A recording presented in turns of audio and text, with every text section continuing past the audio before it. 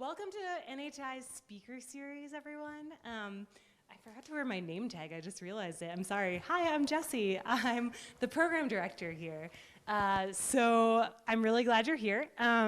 Before I introduce the speaker, I wanted to make a couple of quick announcements. So the restroom and water fountains are just on the other side of that wall. So you have to go this way and just keep turning right, and then don't go up the stairs. Just, that's how you find it. I also wanted to remind you quickly that we're a 501c nonprofit, and we exist because of you.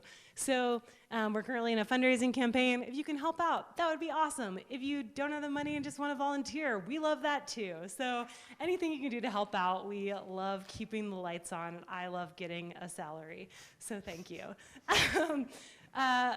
Finally, a couple of upcoming events I wanted to, that you might be interested in. Actually, when I wrote this introduction, the gallery artist, who maybe you saw our gallery was open, he hadn't yet given us permission to open the door, so this is in the past tense, but we have a new gallery exhibition officially opening tomorrow night, but you all get the sneak preview tonight. And so the artist's name is Ken Gorsica. He is San Francisco based. He's an artist and a veterinarian, so he's a very interesting kind of view of the natural world. And so his show is called Portraits of Gaia. We'll have it open after this talk, so you can go in and check it out. Excuse me. So he also has an associated artist lecture on November 10th and a field experience that I'm co-leading on November 12th at Thumb Butte. So we're going to talk ecology, do some guided meditation, make some art together, do all the things. It's going to be fun. Another thing I wanted to mention, we have a brand new first time ever online webinar series starting up next month. It's called Science in Conversation. And in each installment, I'll be talking to a scientist about the natural history at the heart of their work. And first up, this is actually very big, we have Gene Likens, who, if you don't recognize the name, he's the guy who discovered acid rain in North America and connected it to fossil fuels. So in the 60s, he also advised President Reagan and is responsible partly for the amendments to the Clean Air Act that happened in 1990. So it's very cool, and he's a very sweet man. Free to join these, you just have to sign up and we'll send you a link and you can just turn it on. One more plug, save the date. Thursday, December 1st, I'll be giving a talk right here. You heard it here first. It's called Venom Scales and Sticky Toes, Adaptations of Amphibians and Reptiles in Arizona. So it's gonna be a lot of fun. Okay, oh, I forgot to, this is the show. I brought the card to show you a picture of the show, but now it's open so you can see that polar bear for yourself. Okay. Finally, it is my pleasure to introduce tonight's speaker, Dr. Elise Gornish. Elise is a Cooperative Extension Specialist in Ecological Restoration at the U of A. She's originally from New York, if you all were here for her kind of like storytelling hour, her warm-up act that she did herself. She also received her MS and PhD from Florida State University, also did a postdoc at UC Davis. Dr. Gornish is an early career leader in the fields of arid land restoration and weed management, and has published over 60 papers and presented over 201 times at various venues. This summer, this wasn't in your bio you sent me, but I was Googling you today. She received a Women of Impact Award from the U of A, which is a big deal. Big deal initiative that aims to embrace and empower women who, through their work, are addressing society's most pressing challenges. So, I also read an interview that you did with the U of A shortly after this, and I needed to quote it, how Elise originally started out as a business major, is that right? And wasn't happy, so I have to read this part to you. Quote, after making a list of things she liked, being alone, eating ice cream, and being with plants, she realized that she might like a career as a forest ranger, end quote. And that was the beginning of her journey into ecology. So I know we have a couple of Forest Service friends here who maybe can identify with this.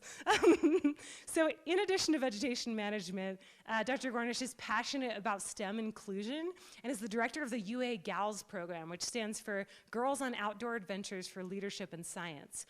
This program focuses on providing science learning and leadership opportunities to traditionally underserved female high school students through backcountry programming. So it's a very cool program. It's also donation-based, So if you're so inspired, you can look, and we could send you the link to the gal's website. So it's a great program. Also, and I think she'll mention this, she wrote the first ever kids book on ecological restoration, which I think is available after the talk. So with that, I give you Dr. Elise Gornish with her talk, Cheap, Easy, oh wait, we changed the, sorry, I shortened it, I forgot. Let's not reinvent the wheel. Using very old school strategies for cheap and easy restoration success. I think I edited your title, or we changed it together. And you probably told me, and yeah, it's fine, we probably did it together, but anyway, Dr. Elise Gornish. Thanks, guys. Thrilled to be here. It's always super awkward when someone's reading your bio and you're like, where do I look? Like, yeah, that's me. I'm amazing. So thank you so much for coming. Can y'all, people in the back, can you hear? Great. So I don't know how it usually functions here. I'm very okay with people stopping me while I'm talking and asking questions. And if I want to keep going, I'll just tell you, like, hold off. So yes? Repeat it. Yes, I will do that. So, you know, you want to stop me? We could do that. So my talk is, you know, I've got restoration success up there. So ecological restoration is the sort of making an area that's been degraded or destroyed better, usually through planting or seeding. And so a lot of the verbiage I'm going to use is kind of related to restoration at large, so these large landscapes. But everything that I'm going to talk about today is also relevant for like backyard gardeners, or just people interested in plants, okay? So don't get turned off if this seems like maybe I'm talking about stuff just for the Forest Service, which this is for the Forest Service too, but it's also for people who just dig plants and maybe want to have some like nice bulbs in their garden or whatever. And everything I'm going to talk about today is kind of going to address this major problem that I think we're all familiar with, that restoration in arid systems is really hard, or growing plants in arid systems is really hard. So this sort of dated paper now, 2016, I feel like that was last week. No, it was like 6 years ago. Oh, I think this is moving by itself. Hold on, give me 1 second. I'm just going to turn off the, I think it's just going by itself. Give me just 1 second.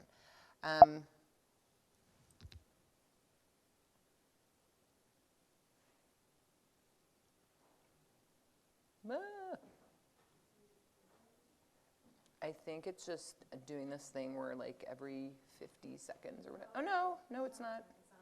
Huh, who knows? Okay, well, we'll work on it together. We'll get through this together, everyone. So growing plants in arid systems, it's hard.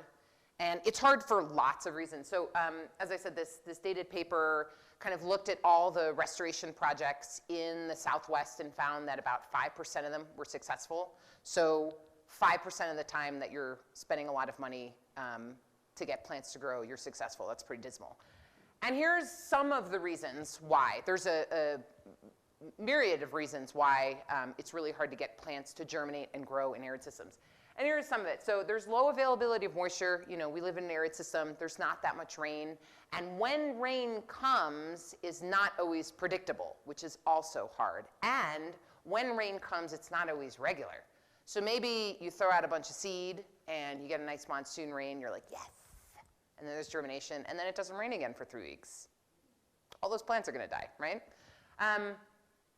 So that's infrequent and often unreliable rain events. And also, there's a lot of just seed loss. So if you throw out a bunch of seeds into your backyard or on hundreds of acres on BLM land, and then you come back a couple weeks later and you don't see plants, there's lots of reasons why that might not happen, but why there was no germination. But largely, those seeds might have moved off site. So you throw some seeds down, and wind might actually move a lot of the seed.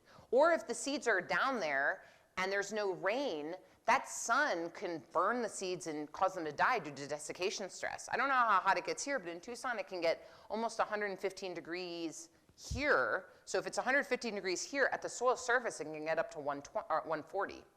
And that's going to kill living things, right? Additionally, there's a lot of granivores out there. Granivores are things that eat or move around seeds, so small mammals or ants.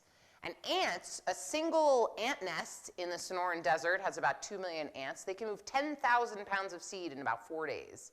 It is crazy. You know how much 10,000 pounds of seed costs? A lot. And so you might have no germination because all that seed moves off site. Finally, if you do get germination, then your little germinated seedlings are going to have to go through this gauntlet, right? If it doesn't rain, there's desiccation stress. Or, of course, if you green up the desert, then you put out this whole buffet for all these rabbits and things to eat it. So it's hard being a seed. It's not easy. Who's saying that? Kermit? It's not easy being green. It's not easy being green. It's not.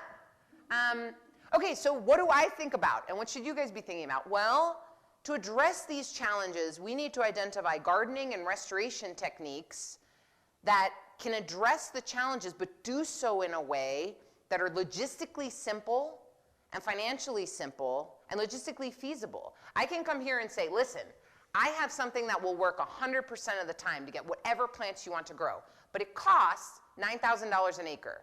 You're not going to do it. Or I can say, I have something that's going to work 100% of the time, but you have to take 12 classes, earn 3 certificates, and then have access to this very special machine to employ whatever strategy. You're also not going to do it, right?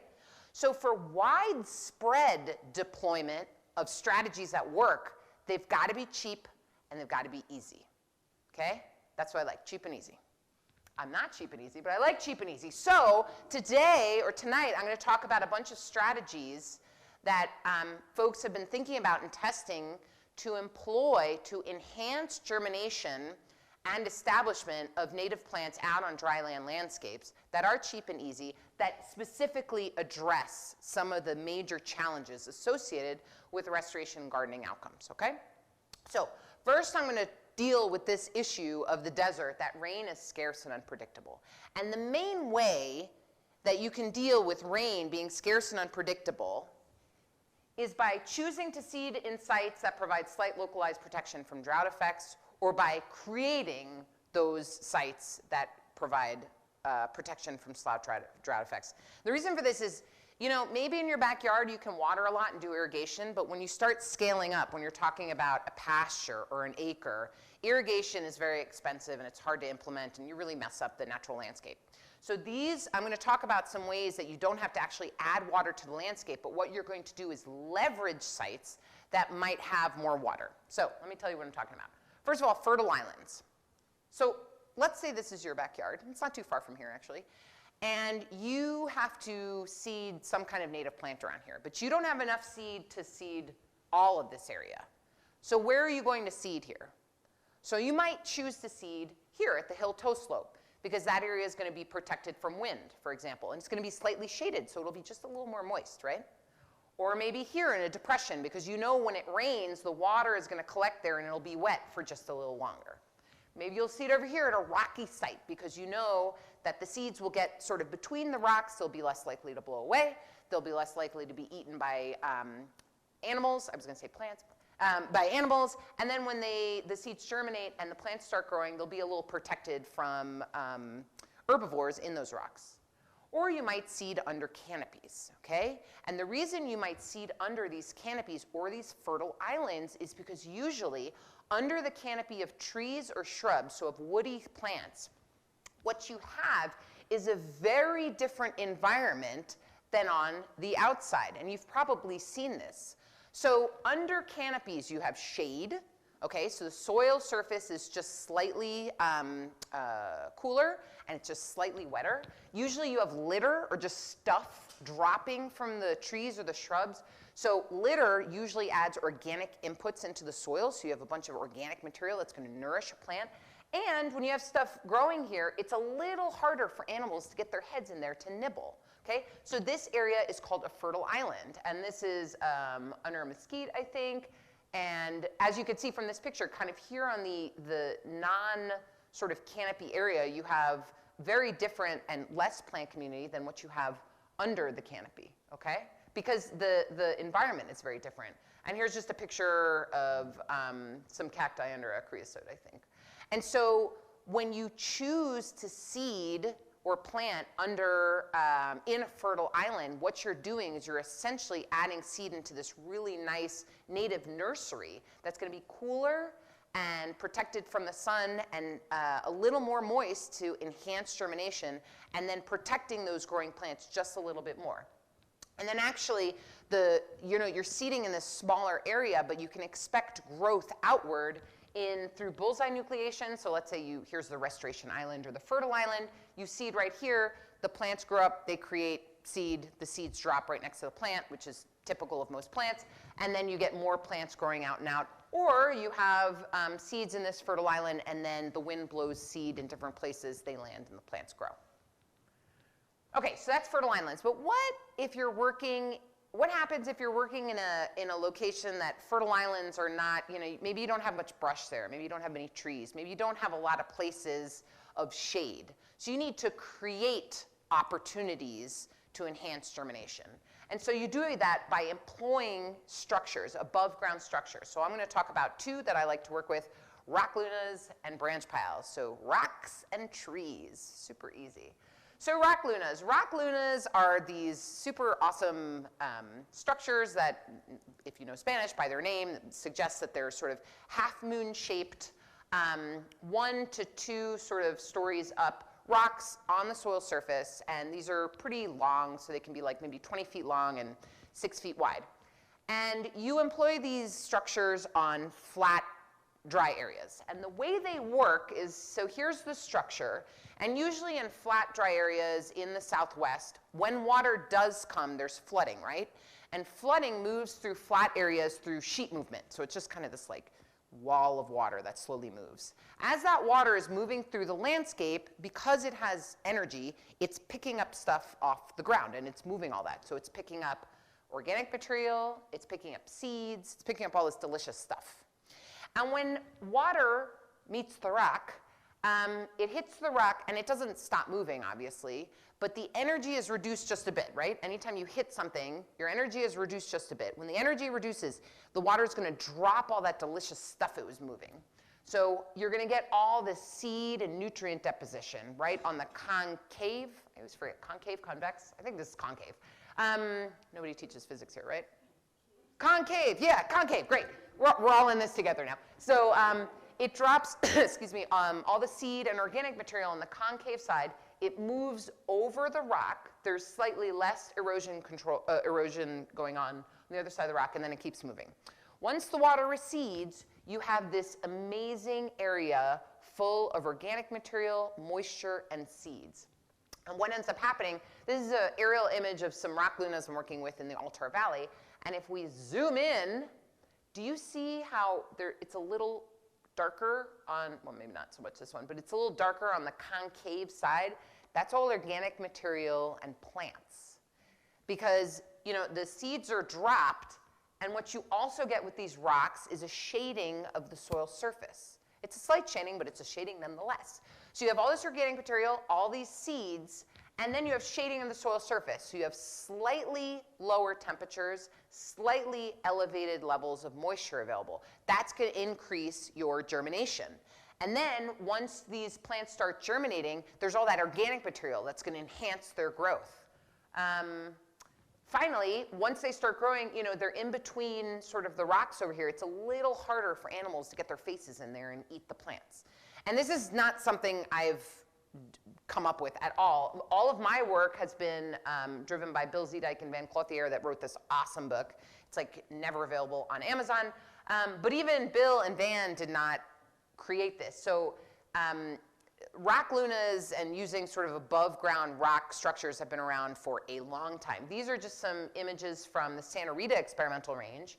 And you can see the sort of grayish, which is plant, on these 50-year-old luna. Well, these aren't lunas because they're not media luna shaped, but these are sort of rock structures that have been installed. And I have some images from south of Tucson where they have, folks have found what they think are 4,000-year-old rock structures. So these are not new. They've been used by people for a very, very long time, and it works. Rock structures are also awesome because they don't penetrate the soil surface. If you want to use them on public lands, you don't have to get an archaeology permit, which it's very important. I'm all for sort of making sure we don't mess up what's going on underground. Unfortunately, getting archaeology permits is often very time consuming and it's very expensive. And so a lot of people just don't deploy projects. But if you're just putting things on the soil surface, there's permits that you don't have to get because you're not penetrating the soil surface. We get our rocks for free from a mine. So a lot of mines have sort of waste rock that isn't going to kill you if you touch it or go near it. And usually they just want it away. So we actually get the rocks for free and they deliver it to us. So it's pretty awesome. So let's say you're not into rocks, or let's say you've got a lot of brush lying around. So brush does the exact same function as the rock. So you can put down piles of brush that you take off, so brush being just woody pieces of shrubs or trees, and it does serves the exact same purpose. So you put it down in the landscape, water hits it, it's going to slow down just a little bit when it hits something, okay? They need to be heavy enough so they're not taken by the water. You have all this lovely organic material and seed deposition, the water recedes, and you still have shading of the soil surface. So you have a nice little nursery for germination of plants. And then it's, you have organic material to nourish the growing plant, and then it's a little harder for animals to get their faces in there to eat your plants. Not only are brush sort of these thin piles really good, but I've seen sort of brush piles, and these are piles to be burned during winter. So this is also in the Altar Valley, which is about 45 minutes southeast of Tucson. It's all rangeland, and they do a lot of brush management for antelope and for their cows, of course. And they leave these giant piles to be burned when it's not super hot. And we've seen that, you could see this is a field of layman's love grass, a non-native grass. We don't like it.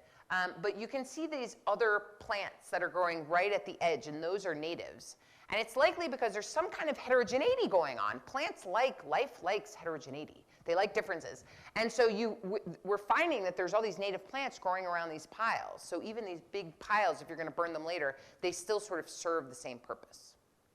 Okay, so rain is scarce and unpredictable. How do we address that? Well, you can put lots of expensive and really annoying irrigation out, or you can employ structures, either deploy them on the ground or leverage existing structures out there to enhance your germination. Okay, so so the next problem is, you go out, you throw a bunch of seed out, and the seed moves off site. It goes somewhere else. That's bad, right? And so let's address seed loss due to desiccation, stress, wind, and seed-eating animals. And my favorite way to address this is through seed balls. I love seed balls. Have anyone heard of seed balls here? Great. Oh, I love it. Have you guys heard about it from me or elsewhere?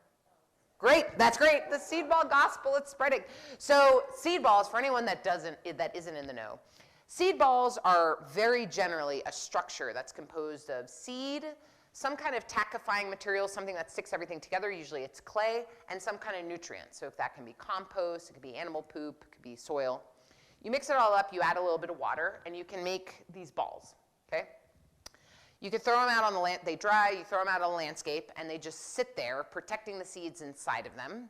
And then when it rains again, the type of clay that we use, it sort of melts, and then the seeds are in this little pool of nutrients that usually hold on to moisture much better than the surrounding soil.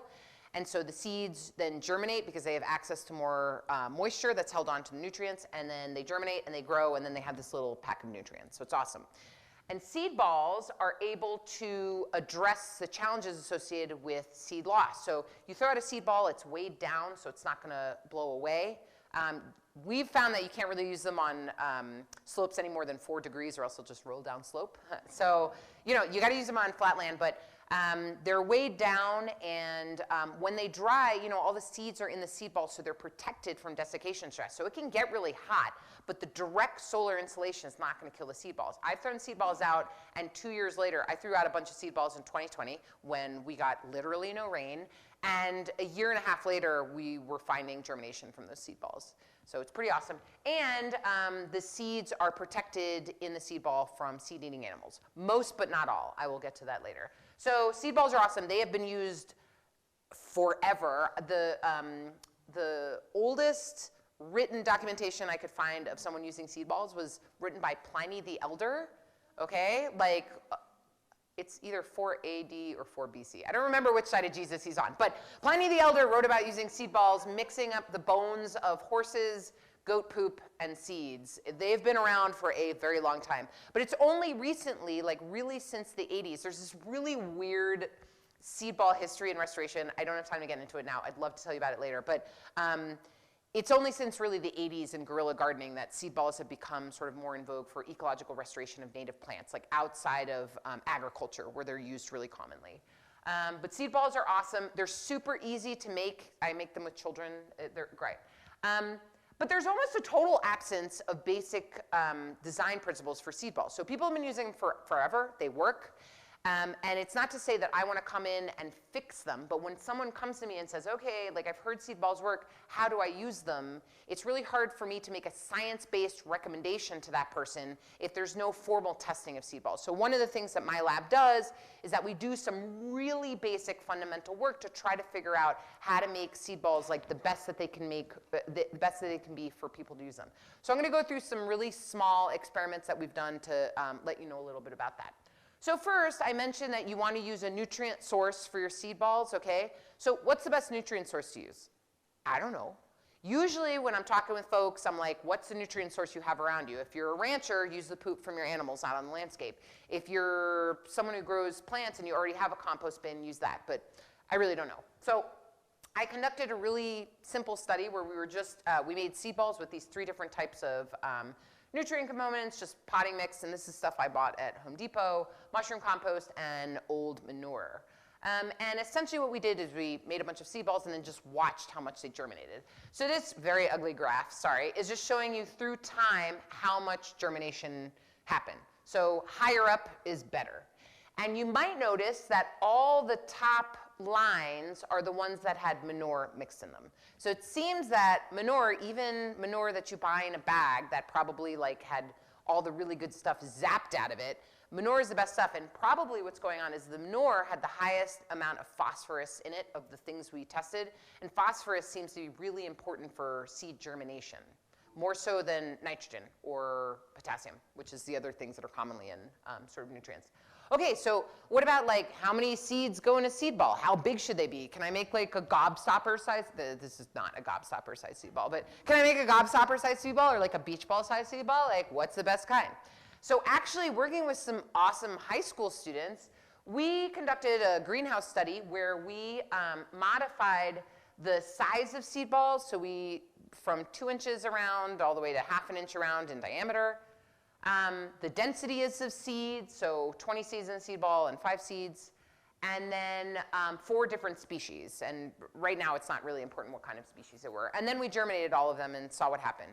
And what we found is that none of it mattered. Nothing matters. So this is showing the seed ball, the densities of the seeds, and the different colors are the different sizes. There's a lot going on here, but really what I want you to know is that germination is on the x-axis, so higher up is better.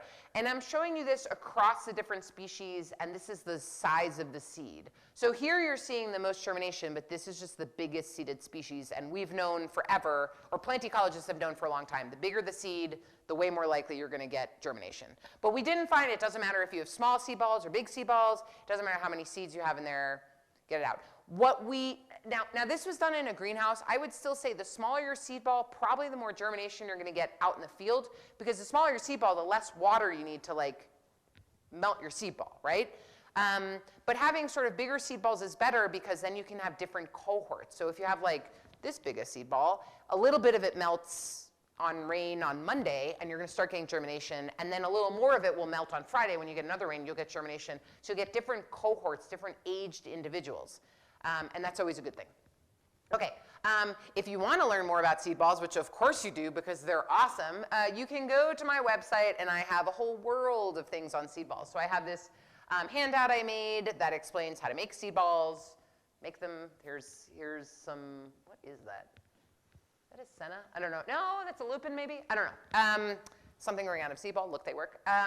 And if you're interested in making like lots of seed balls, so you can make seed balls by hand, but if you're going to make seed balls for any more than like 2 acres, you're not going to want to make them by hand. It's going to be impossible. So my lab created this guide on how to turn a bicycle into a seed pelletizing making machine. Yes, this bike, you need 2 people to work it, but you can make like thousands of seed balls in 5 minutes. Super awesome. We have a couple of these bikes. I'd be happy to come and make one with you guys if you want. It takes about $130, and there's some, like the Forest Service in Colorado now has a seed bike, and they use it. And there's people who are like actually using it. It's not just like my weird backyard thing. Anyway, this is also available on the Gornish Lab free download. Okay, so seed balls. So one of the awesome things about seed balls is they protect the seeds inside from seed-eating mammals, okay? If you throw your seed balls out when they're still wet, they might get eaten by mammals because they want the moisture. And I think in the Intermountain West somewhere in, I think in the Great Basin, someone was finding that animals were actually eating the seed balls, and what they did is they mixed a little bit of cayenne pepper into the seed ball mix, and that solved it. Unfortunately, ants don't care about cayenne pepper. And ants will crack into your seed balls and pull out each individual seed. It is maddening and amazing. I've watched these guys and like yelled and then like, you know, it was just like, this is amazing. So ants. Ants are important. So folks who have been studying natural history in the Sonoran Desert have known for a very, very long time that ants are really important for plants in the Sonoran Desert. Those folks have not been talking to restoration ecologists because there's plenty of restoration folks who know a lot about plants and a lot about restoration, and they will spend thousands of dollars on native seed in the Sonoran Desert, throw out the seed, come back a week later, and there's no seed and no plants. And they're like, what happened? It's ants, man, I'm telling you. But people don't think about that. So I'm kind of weirdly obsessed with ants. Not that I know much about it because I'm a plant girl. But how do you deal with ants? Okay, they're out there. You cannot get rid of it. A single 2 million ant nest can move 10,000 pounds of seed. It's crazy. So what do? Well, we conducted a study because people who study ants also know a lot. So the thing about science, it's really funny, is that we actually know nothing, but we also know a lot more than we think, but different fields of science don't talk to one another. So like there's the ant people over here, the restoration people over here, the plant people, and no one talks to each other, so it's hard to get things done. Anyway, my best friend happens to be an ant specialist. Worked out really nicely. So we did a study together. It's called the cafeteria study, where essentially we found ant nests out in the Sonoran Desert, and I forget the species of ant, but it's the most common ant in the Sonoran Desert, and I'll get that name for you if you need it. But essentially you offer them a cafeteria. So you get little plates, and you can put different seeds or different species of seeds on the plates. You can put a mesh top on there so little animals can't get in. And essentially you count how many seeds that these ants moved.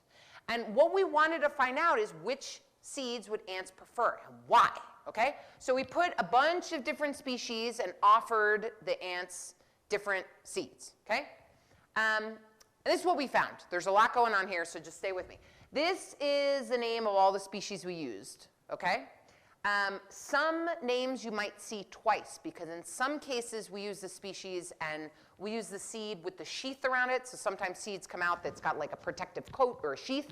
And so in some cases we kept that sheath on, and then in some cases we took the sheath off because usually when you buy seed from seed purveyors, they clean the seed so you don't have the sheaths, and this is important, okay? And this is showing the proportion taken. So how many seeds were taken? Over here, you got all the seeds are taken, so ants really like these guys. Ants do not like these guys, okay? Now what we found, the ones that were taken were smaller and smoother. And they also have higher amounts of protein, but that's for another day. But smaller and smoother. The seeds that were left alone were fluffy and had lots of appendages. They were fancy, okay? So if you take nothing from my talk, except one thing, take that ants do not like fancy seeds. Because what is actually going on is that ants are just like us. They're lazy. Ants prefer to handle things that are easier to move. And for ants, it is way easier to move this small, smooth seed than a seed with long awns, with spikes, with all this stuff. Okay? So how is this relevant to you? Well, usually when you're thinking that you want to seed plants, whether it's your backyard or thousands of acres, usually you have a whole list of your plant wish list, right? We all have a plant wish list. Maybe that's not just me. Anyway, you have your plant wish list. You have a whole bunch of plant species that you're considering. And then to decide which of the plant species you're actually going to use, you're thinking about cost, availability of the seed, your management priorities. You know, do you want leguminous species? Do you want erosion control? Do you want pollinator plants? Whatever. One of the things you can consider is what do the seeds look like? Because if you choose species that have seeds that look more like this, they are way more likely to stay on the ground to germinate than if you choose species that look like this, which is too bad because a lot of grass species, especially our favorite grasses, their seeds look like this. But You choose species that look like this, they're more likely to germinate. Now, this is not a silver bullet. Ants eventually will take everything. So our study, I think, was 6 days long. So eventually they would take everything. But you're buying yourself a couple more days. So usually you seed when you like think it's going to rain, and maybe it doesn't rain for a day or two. If it doesn't rain for a day or two and you seed these guys out, you know, a lot of them are going to move off site. If you got a couple days without rain, you seed these guys, you're probably going to be okay. Okay? Something that people also do, just as a side, some people don't like this, but if you're seeding these guys, or you're seeding super expensive plants, seed those out over here, and then over here, you seed out like 30 pounds of sterile wheat seed. So ants can tell how much protein is in a seed, and they will always choose the more higher protein seeds to eat, okay? And so if you seed out sterile wheat, make sure it's sterile wheat seeds, the ants will leave your seeds alone. You're like $30 a pound or like $120 a pound, you know, fancy native plants, and they'll eat all your sterile wheat, okay? That's a hint. Okay, so that's how we deal with seed loss due to desiccation stress. And that's it. Those are the things I want to talk about today. But, you know, it's really important that the thing is just seeding in the right place at the right time, which unfortunately we never really know when's the right place or the right time, right? And it has to do with the rain, but if you leverage sort of some of these approaches, you can deal with the fact that sometimes we don't know when the right time is, right? It's supposed to rain tonight, I'm going to seed today, and then it doesn't rain because the storm moves that way, right? You really want to keep the seeds on the ground until it rains. I am just surprised at how many restoration ecologists have no idea about ants and all kinds of other things that can actually move their seed off site. If your seed is moving off site, it's not going to grow.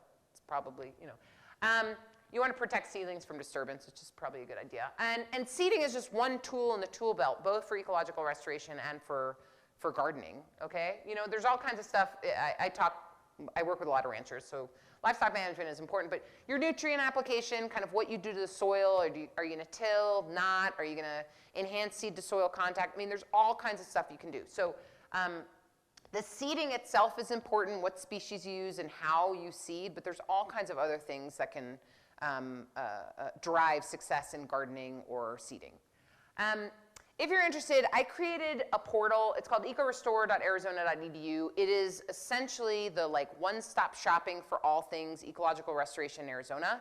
Okay, it should help you with everything from choosing species to identifying places to buy seed and plants to, I don't know, there's all kinds of jobs and grants and events. Anyway, it's awesome. If you're interested, if you put your little phone on there, it will take you to this page, which I'm proud of. So I do restoration research and outreach, but I'm also like obsessed with kids and particularly like having kids save us because we need someone to save our planet and we're not doing the best job. So let's hope that the next generation can do a bit better job. So you can download this free restoration ecology activity book for kids. It's all about restoration.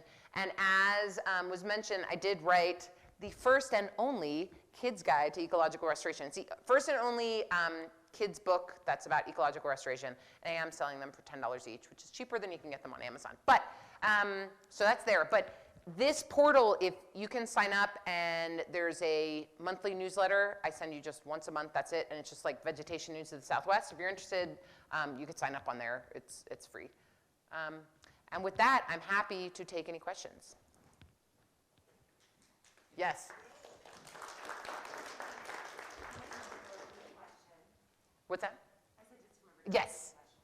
Yeah, I was just wondering, after the seed balls, do you have, like, what's the longevity of after you, like, seed ball an area, like, if that question makes sense? Like, how long are these new plant species or these new plant colonies going to last on that? Oh, so the question was, how long do plants last after you seed with seed balls? I don't know. So the plants you grow with seed balls versus naked seed might have slightly elevated levels of like phytonutrients. So nutrients like nitrogen and phosphorus, the stuff that's in the seed ball, right? Slightly elevated. Now, would that modify their longevity? I don't know. I don't know. And I've never thought about that. And now I'm thinking about that. I don't know. Any other question that I can't answer? Yes? I have two questions. One is, do you have any experience with Hylaria Utica? What's the common name? Tobosa grass. No, but I know someone who has used tobosa grass in seed balls. And I don't remember who it is, but I could get you, if you're really interested, I could find. Yeah, I can't find seed for it, but it comes in a yard and it starts to develop. It does brilliantly, but you can't. So okay, two things. One, on here, on this local resource, there's a bunch of seed purveyors, but I also know some like dudes that just grow seed, and that sounds really weird, but they're actually, they're people that they have businesses, but like they don't have a website or anything. Send me an email and I will connect you with some of these people. They might be able to find it for you. Anytime I can't find something, I email them. The question is, how important are mycorrhizae? And they are super important. So if you have an area that's been parched, baked, you know, like if you're going down I-10 and you look to the left between Phoenix and Tucson and you look at these like salt flats that used to be farms, like the soil is almost like inert, like there's nothing in it. And the problem with that is that if you seed or even plant plants in those kinds of soils, those will not grow. So all plants need particular kinds of bacteria and fungi to grow, okay? It's called their microbiome. So when you're trying to reestablish native plants, you need that microbiome. You need the stuff in the soil that those plants need to grow, because they might germinate. If that stuff isn't in the soil, they're gonna die. Sometimes that stuff comes from seeds, actually, but sometimes it comes from elsewhere and we don't even know how. So one of the ways you can deal with that is that you can actually inoculate your seed balls. There's lots of ways to do that. You can buy stuff online. None of it works, so never buy anything online. Like never buy, I shouldn't say that, never buy like commercially made fungi or like bacteria that's from a company in like Nebraska, okay? Because it's not gonna work. The best way to inoculate your seed balls is to take a little bit of healthy soil from the plant communities you're trying to replicate, because you're almost guaranteed that the microbiome, so the bacteria and the fungi that you want to grow your plants, is there. Now, how much soil do you need? I don't know. And that experiment like is essentially, there's reasons why that experiment is very hard to do, but I don't know how much you need. I've taken like a teaspoon and tried it. I don't know if it works, but we're trying to figure out about how much you need, because when I make recommendations to people, okay, to inoculate, go to take some healthy soil. But then you don't want people going and disturbing intact environments to take that healthy soil. So if people needed 30 pounds of it, I wouldn't make that recommendation. If people needed an ounce, maybe I would make that recommendation. So I'm trying to figure that out. But yes, inoculations are really important. That's one of the reasons why the ranchers I work with, I usually recommend to them that they, well, I always recommend to them that they take the manure from the animals that are eating in that area, because that manure is going to be full of the microbiome that's needed, so and it's free. So yes, very, very important. Any other questions? Yes? A seed ball that you threw out would germinate like maybe even 2 years later, like it would just sit there and wait until something came Well, along? yeah, that was when there was no rain. So seed balls don't work if there's no rain. So you need the rain to melt it. But the seed ball itself will hang out there. And yeah, a year and a half afterwards, when it actually started to rain, we saw germination from those seed balls. So if we were to throw out seed balls, it wouldn't matter what time? Nope, you can throw them out anytime. But you want to, if you have like summer, if you have winter annuals you're throwing out and you throw them out in the summer, you know, then that might not be the time that you want those species. But if you're throwing out stuff that you don't care when it germinates, you can throw it at any time. And it could sit there for months and the seeds are protected. Now, I have not done a formal study on how long that they can stay in there, but just what I've seen is that they've, at least a year and a half, they've been fine. Yeah. Because remember, they're in the seed, I mean, there are species that you could like keep them in a cool bag, you know, for years before you seed them out. In the seed ball, they're protected from the fluctuations. So most plants, they need a certain amount of days over a certain temperature so that the seed can sense these fluctuations in temperature and light. And so in the seed ball, usually the seeds are protected from those fluctuations. So they're still just chilling, okay? Just like they would chill in like your seed fridge or whatever. Or maybe you guys don't have seed fridges. I do. But, you know, so they should be protected and fine for at least a year and a half. Any other questions? Yes. What about winter rains versus summer rains? Which is better? So winter rains versus summer rains. So usually when people make seed balls, they make them pretty big, and the bigger the seed ball, the lower surface to interior ratio and the more water you need. So in Tucson anyway, I don't know what the rain situation, do you guys have the same? So in Tucson, usually we can get rain, you know, some of our, especially this year, each rain event can be enough, especially the first ones, to like melt the entire seed ball. While in the winter, we get like usually more rain events that have a smaller amount of rain. So it just takes longer to, if you're making the same size seed ball, it just takes longer to sort of melt it. So it doesn't, we put out seed balls both in the summer and the winter, hasn't really made a difference in germination. But yeah, it has more to do with like how big your seed balls are and also what shape. So we're also testing shapes because the circular shape, it's all about the interior to exterior ratio because that's how fast the seed ball melts. So we've tested like cube shapes and like soap shapes and things like that. So it's more about the size of your seed ball. So if you're throwing stuff out in the winter, I would make them smaller. And you can make like seed balls like this. These beautiful little seed balls that this girl has, and then you put it in a plastic bag and stamp on it. And it just crumbles and it'll look more like this, and this is fine. Yeah. So seed balls are also awesome because there is a verb. You know what the word is to throw a seed ball? It's called to yeet. What? To yeet a seed ball. And there's so much stuff going on with seed balls. There is a kid in Pakistan who created a book bag that you fill with seed balls and you just walk around and it automatically shoots the seed balls out. In Brazil, in some areas where they're trying to restore forests that have been logged for ranching, they make seed balls and then they put these special packs on dogs. They're like the packs you put on the back of a horse, saddlebag, and they fill it with seed balls and they just have the dogs run around. And as the dogs are running, the seed balls are coming out, but like randomly. So it's spreading the seed randomly and they pay the dogs like, you know, with bones or whatever. There's companies now that are they're restoration companies, they're for-profit restoration companies that just do drone delivery of seed balls. There's all kinds of stuff. Seed balls are the future, man. You heard it here first. Yes? In your rock glunas, and maybe this is different for different regions, but do you find challenges with non-native or invasive species moving into your little cracks?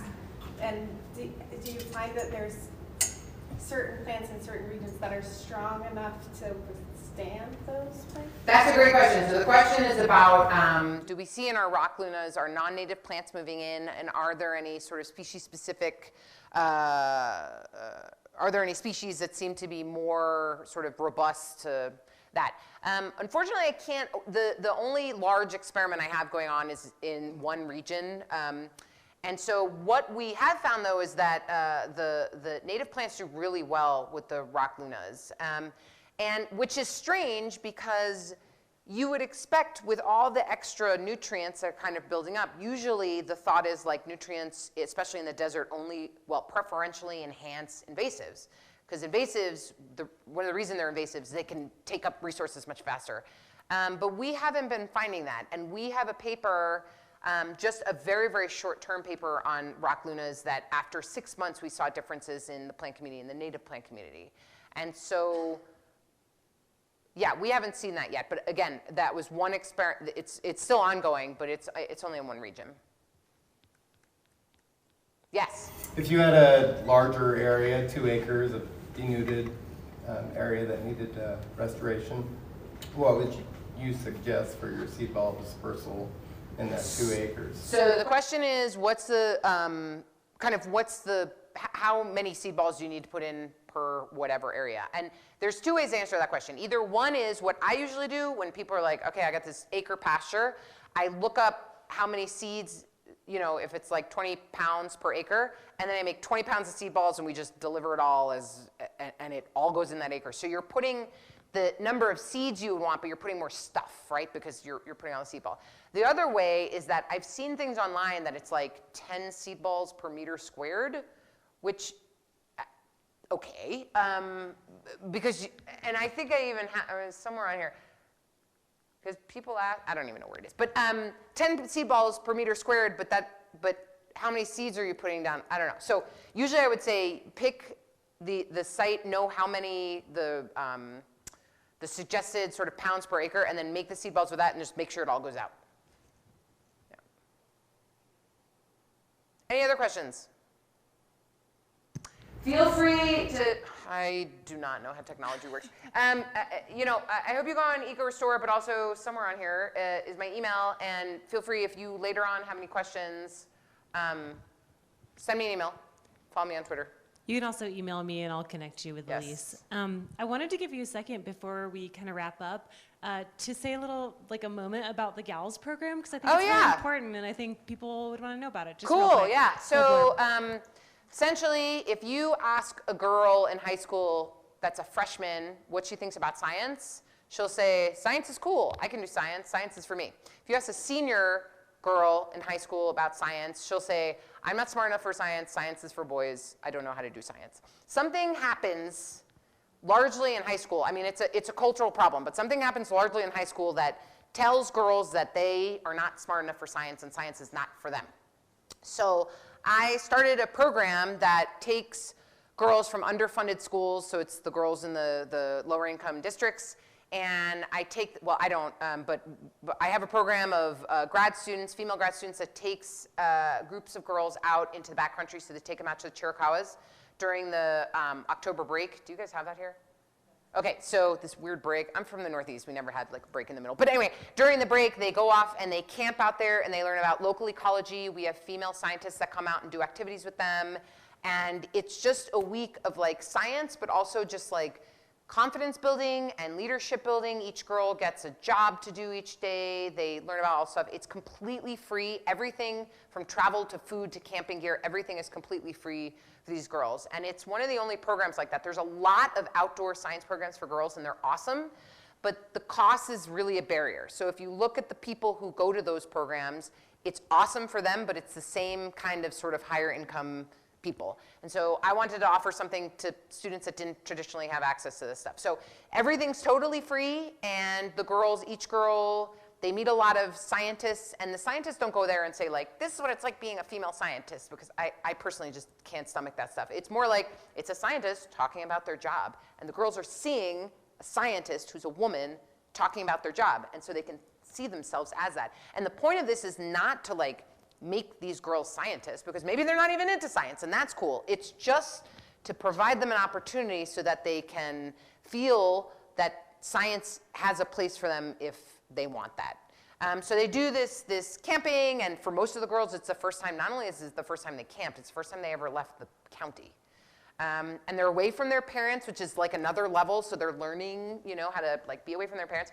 Each girl designs and deploys her own experiment, and at the last day of the trip, they come back to campus and they work with me all day, and we talk about science communication, and then they make a poster, and the day their parents pick them up, we have a poster session, and each girl talks about her work, and she presents her poster, and it's pretty awesome. And it's 100% donation-based, so we have a couple of very big donors, which have been great, but we have some smaller donors, and people have lent us stuff, and my university, this is like not a, this is like my side thing, but the university has been awesome in like supporting me, so they'll like give me free rooms and stuff like that. Yeah, so it's just awesome. It's awesome. And we give a survey to all the girls every year at the end of it, and 100% of them said that they would strongly recommend the program to their peers. And these are girls that like, I go in, before the program, I go into schools and talk about it, and I'm like, all right, you're gonna piss in the woods, you're not gonna have your phone for a week, because there's no, and they're like, ah! And then, but they come around, and these are girls that are like, you know, some of them are in gangs, like they're tough, and they come and they're not talking to each other because they don't know each other, there's no way, and they come back like braiding each other's hair and telling jokes, like they're come back as the kids that they are, you know? So it's awesome. It's the best thing I do, and I don't even get paid for it. Thank you. And so there's a link to the GALS program on your website. Yeah. If you're interested in learning more, or again, I can link you with Elise or link you with that website, because I think it's a really important program. So with that, one more time, I'd like to thank Dr. Elise Gornish. Yeah. As a special thank you from NHI, we have a hat. It's even, My favorite color. which is pink. So thank you again all for coming tonight. A quick reminder that our gallery is open. We'll have it open after the show if you want to get a sneak preview. Also tomorrow night we're part of the 4th Friday Art Walks in town, so if you're out and around, come stop by. Meet the artist, he'll be here. So if you want a book, Elise is selling the books for $10. Thank you.